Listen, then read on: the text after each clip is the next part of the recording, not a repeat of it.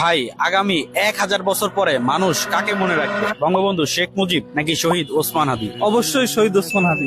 অবশ্যই আমরা শহীদ ওসমান হাদিকে মনে রাখবো। অবশ্যই বঙ্গবন্ধু শেখ মুজিবকে জাতির চিরকাল মনে রাখবে। অবশ্যই শহীদ ওসমান হাদি। অবশ্যই শহীদ শরীফ ওসমান হাদি। অবশ্যই শহীদ শরীফ ওসমান হাদি।